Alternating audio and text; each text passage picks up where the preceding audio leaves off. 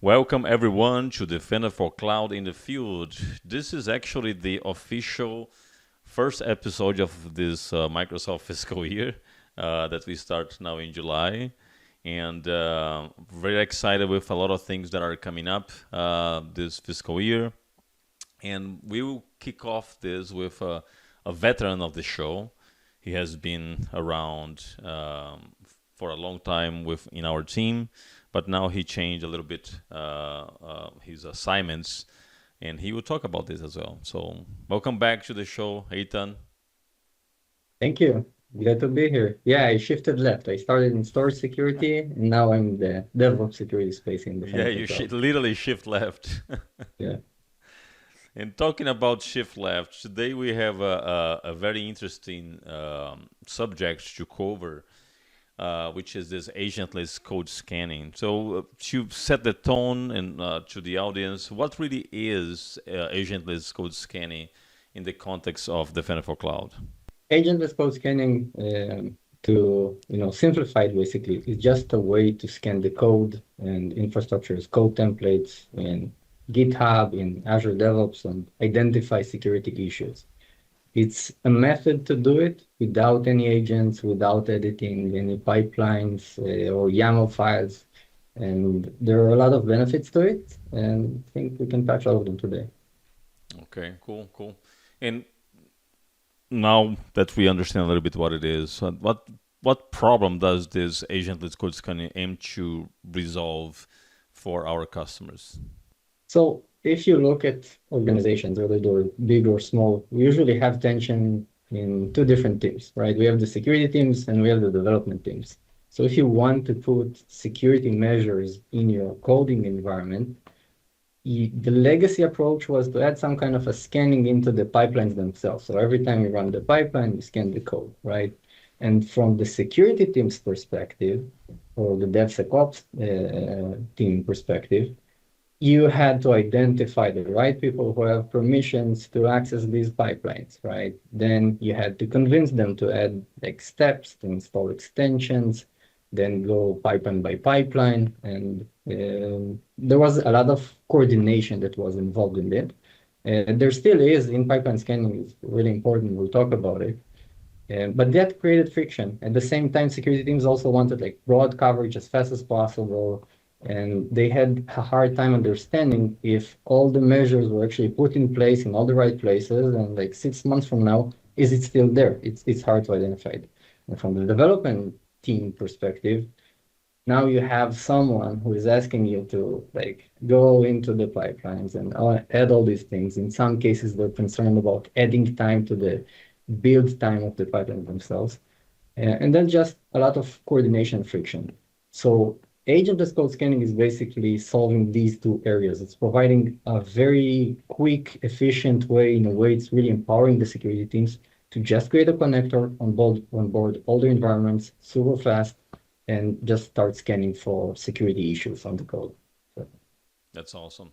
And within our Synapse strategy, how this fits into the overall strategy? So the short answer is every Synapse product promise strategy basically has a shift left component where you are scanning the code and identifying issues and surfacing them up in a unified place.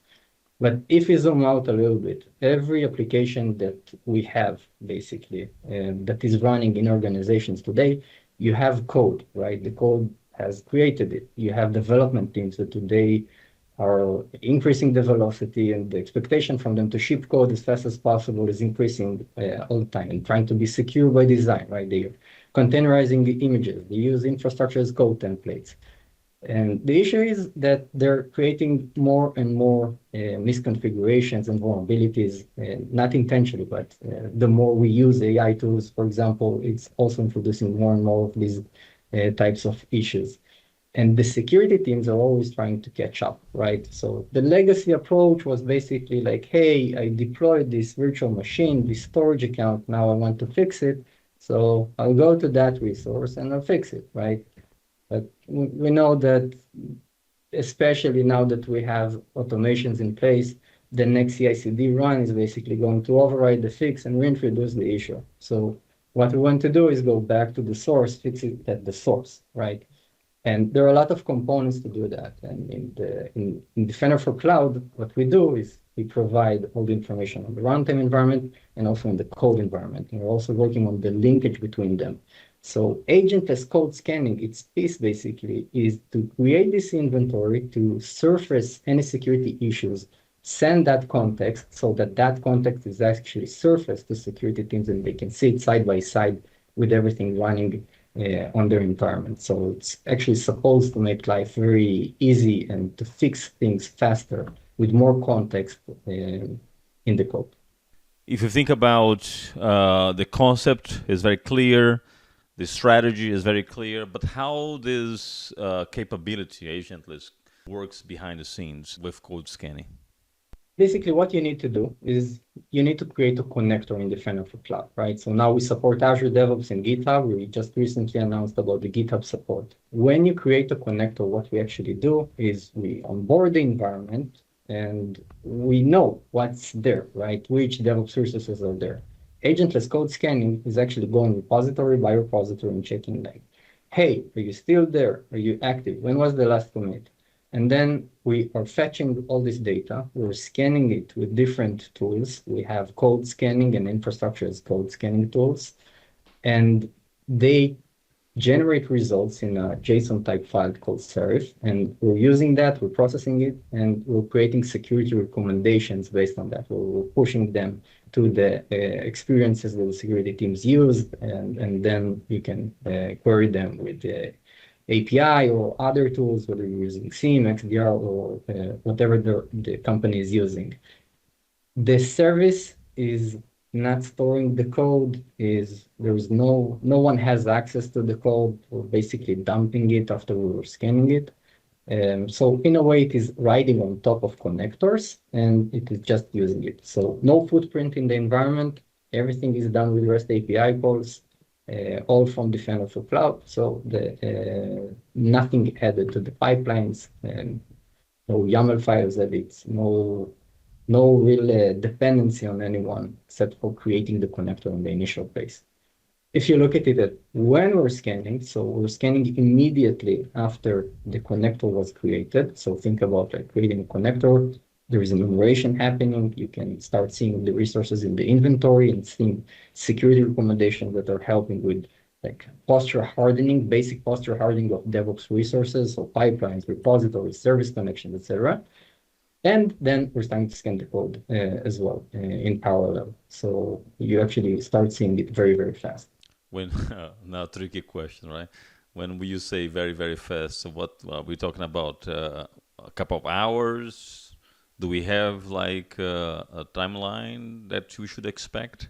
Yeah, so agentless code scanning was built to provide results as fast as possible. Right now it's minutes, so you'll start seeing the inventory items in minutes, code issues. Basically at the end of the day, what we're producing is two types of security recommendations, code scanning findings were found that needs to be resolved, and same for infrastructure as code, both in Azure DevOps and in GitHub, and they appear between 30 to 60 minutes. Right now, we have a very big initiative in Defender for Cloud to reduce all that time way down. Until then, yeah, it's all in less than an hour. Yeah. Okay, perfect. At least you set the expectations, right? And I think that the next natural question that the audience may have is if this capability has any side effect when it comes to performance in the pipeline or repositories.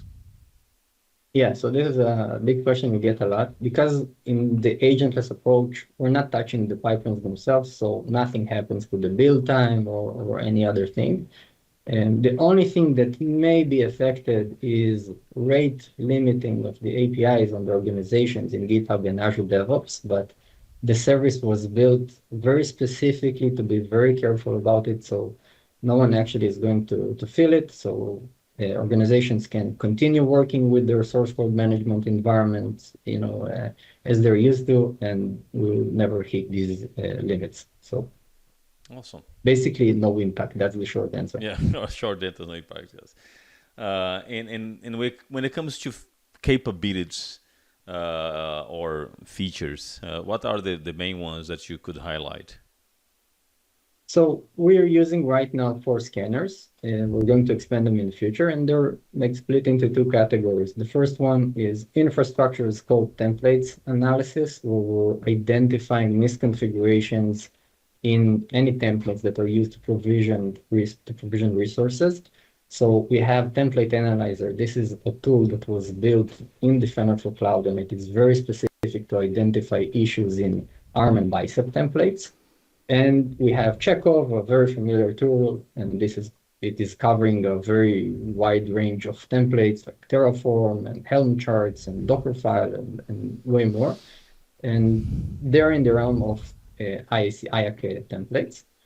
Code, it's a bit different in code, because in code, we're actually looking at code hygiene, at any issues that may introduce security issues like remote code execution or something of that sort.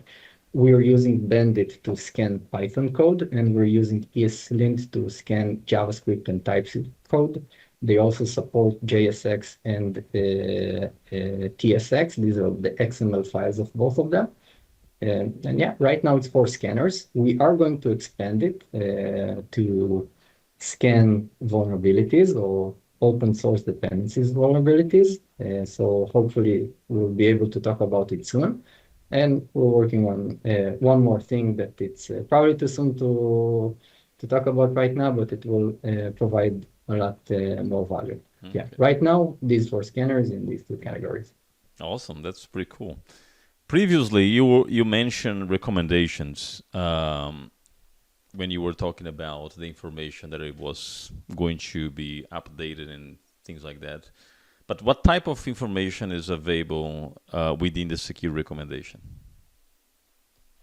So when you open a security recommendation, and I'll show it in a moment, basically you get an understanding. The security team gets an understanding of what's it about, right? Where it is. So which repository, which file, where in the line of code, what type of rule, remediation steps. It's all there, basically. Mm-hmm. We're working really hard in putting more context there. If the repository has some kind of a risk factor associated to it, risk factors are basically an addition in Defender for Cloud, helping security teams to get more context and prioritize issues, whether they're alerts or security recommendations.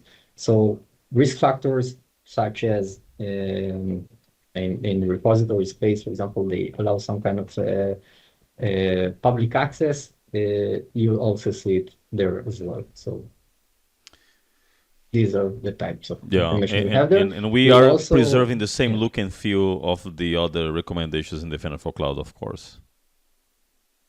Yes, we did have an addition. We are having an addition this week, basically, and I think I can share it today, which is really going to help with the remediation process of fixing some kind of an issue, and that's identifying who's the right person to talk to, and I can show it in a moment. Okay.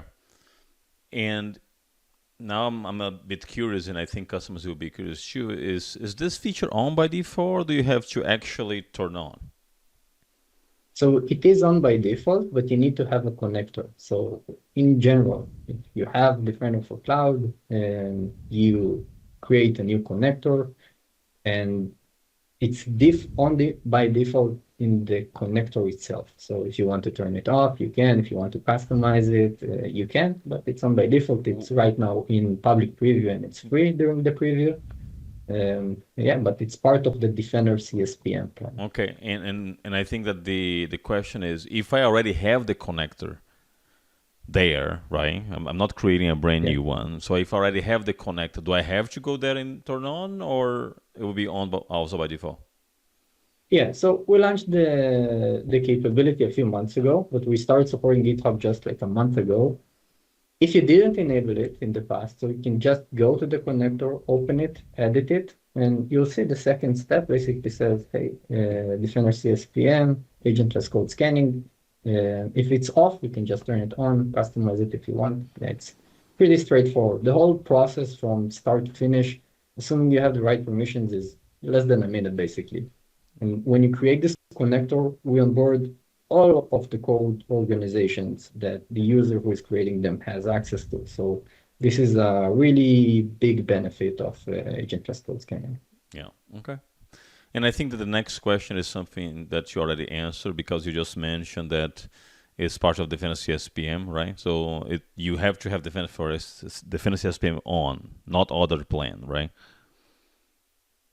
So right now during the preview, you don't have to have it on, but when we'll go to GA, because right now it's in public preview, when you go to GA, agentless code scanning, at least right now, is not billable. So what we will require is for you to have Defender CSPM enabled somewhere in the tenant. So if you have it already enabled on one subscription or one cloud connector like GCP or AWS, it's good enough. You will be able to access these capabilities and to scan the code without Oh, the so need. it's per tenant, not per subscription? Yes, yes. The subscription, if you think about it, it's like a placeholder for the connector itself. What we care about is the subscription in that case, because by nature, right, the code itself is deployed to multiple environments, and you can have multiple subscriptions that are tied to the code, right? So any issues that we're finding and then linking them to any cloud resources can actually be on multiple subscriptions. So we're trying to provide this coverage as broad as possible. Very interesting. Very interesting approach. And I think you have a demo right now, right? Yes. So this is the overview blade in Defender for Cloud.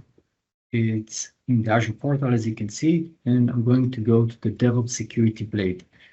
This is a place where you can see all the repositories from all the environments that you onboarded, whether it's GitHub, Azure DevOps, or GitLab. You can see here all the repos and their parents and their configuration, the security configuration, the different findings. If you want to drill down even deeper, you can actually open the workbook and see the different types of findings per tool type or per something else. Here we are providing an aggregation of everything that is coming from the different tools, including GitHub Advanced Security and other scanners. So if you want to onboard an environment, you can add an environment through this blade or the environment settings. And I'm going to show you how to onboard a GitHub environment first. So this process is pretty straightforward. You have 3 steps, and the 4th step is just a confirmation.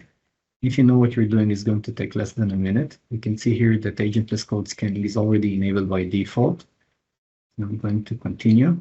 The 3rd step is authorizing and installing the app.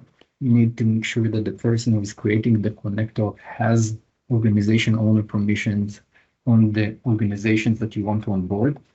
Each connector is going to onboard all the organizations that the user has access to. And then the 4th step is just a confirmation so that you can review the settings and create the connector. The creation takes a few seconds, and then after a few minutes, you can start seeing all the repositories and all the findings coming. If you want to customize the settings, you can do it through here, through the 2nd step. You can see here that you have basically 2 options. The first one is to select which scanners run.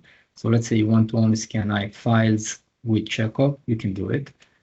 And the second option is to select the scope. So there are 2 options for the scope, exclusion and inclusion. This is based on feedback that we got from customers. So exclusion means that you can onboard a lot of organizations, but also exclude certain organizations or certain repos from the coverage. It can be one, it can be multiple, only if you want to. By default, everything is covered. On the other hand, you can also just include certain areas, certain projects, repositories, organizations. Let's say you want to really target the scans, or you just want to run a very scoped POC, you can do all of that through here. So if you want to create an ADO connector, an Azure DevOps connector, the steps are the same. It's a bit even simpler in the authentication step. one thing that you need to make sure is that the person who is creating it has the right permissions on the organizations that you want to onboard. So you need to have three things, basically. The first one is that the user has basic or basic plus test lens access level so that can actually scan repositories. The second thing is that in policies, the third-party application access via OAuth is enabled, and that the user is part of the project collection administrators or PCA group. If you have all of these, you are actually ensuring that we can properly onboard the environment and scan for security issues. So now I want to show you the recommendations. You can see that we have a dedicated blade for that. All the recommendations coming off all the different resources, all of the environments that are covered by Defender for Cloud are going to appear here. I'm going to focus specifically on code scanning findings coming from Agentless code scanning. So this is an example of one of the recommendations, and you can see here that we have a finding coming from ESLint on a JavaScript file, and each recommendation has information on the issue, on the severity, the branch, the file name, which line in the file, which tool, which rule. So if you want to get more information, read about it, you can. And also useful links to open the repositories to get more context, to actually see the file itself, and to read more about the security issue from the documentation. One thing that we added in the edit recently is a suggested name. So when you open a security recommendation on a code repository, you'll see a suggested name, and this name is not random. It's based on the activity on this repository. So basically, if someone has done commits and pull requests on this repository, we have a logic that is identifying the right people, so that the security team actually has a lead. So whether it's to triage some kind of an issue, to get more context, or to start the remediation itself, they already have a name they can send a message to or assign them on a ticket. So this is something that is incredibly useful for that. As I mentioned before, if you have other tools such as GitHub Advanced Security, you will see the recommendations here. So enabling agentless code scanning is not preventing you from actually getting these recommendations. You see here code QL findings. If you have dependable and secret scanning, it's all going to be in Defender for Cloud. And that's it for the demo. Very cool, very cool. Thanks for showing all the details of this demo. Looks pretty amazing. Excellent work there from you and the whole team. There is any limitation on this public preview feature that we should be aware? There are no limitations in participating in the public preview. There are limitations to the service. So I touched about scanning on the default branch. We have more limitations. So we have limitations to the maximum size of the repositories. So we're scanning repos up to 1 gigabyte. In 99.9999% of the cases, it's way smaller than that. Other limitations that we have, agentless code scanning in general has limitations when you compare it to in-pipeline scanning, and they should live side by side. But it is only scanning code and infrastructure as code for security issues, while in-pipeline scanning is also scanning the container images, it is scanning binaries, because it's actually running in the build process, right? In agentless, we're not building the code itself. So these are all parts of the limitations that we have. We are going to improve them. We are going to expand them. One of the limitations is also when do we scan? So I mentioned earlier when I talked about how it works that we're scanning immediately after it is being enabled, but the next scan right now is going to happen 2 to 3 days after the initial scan, and then on a recurrent basis, based on the activity on the repository. So if you had any activity, it's actually going to be scanned sooner. If you didn't have any activity, then it will be scanned a little bit later. So these are basically the limits, and again, we're going to remove most of them towards GA, general availability. And since this is already in public preview, I'm assuming that all those limitations are documented, right? Yeah. We have I'm gonna put the pretty AKA broad. link here for the documentation so that our audience can access. Yes, so all the permissions, all the capabilities, all the customization, how to do it, it's all there. If you think something is missing, let us know. We're pretty fast on that. Yeah. Amazing. Eitan, any So any final yeah. thoughts or considerations before we wrap up?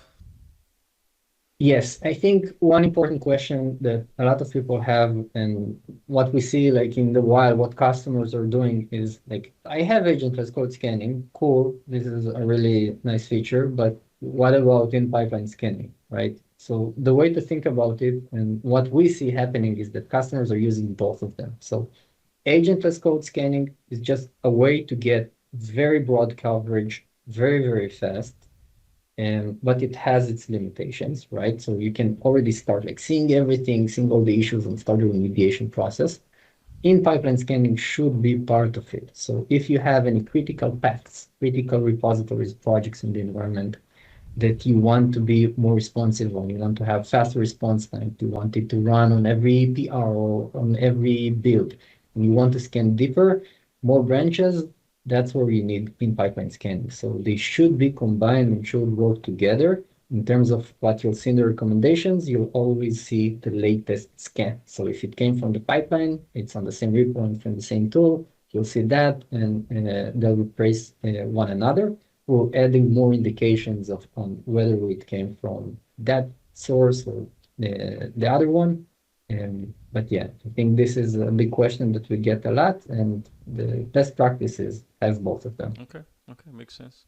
Well, thank you so much, Eitan, for spending the time to record this episode and educate everyone about this new capability.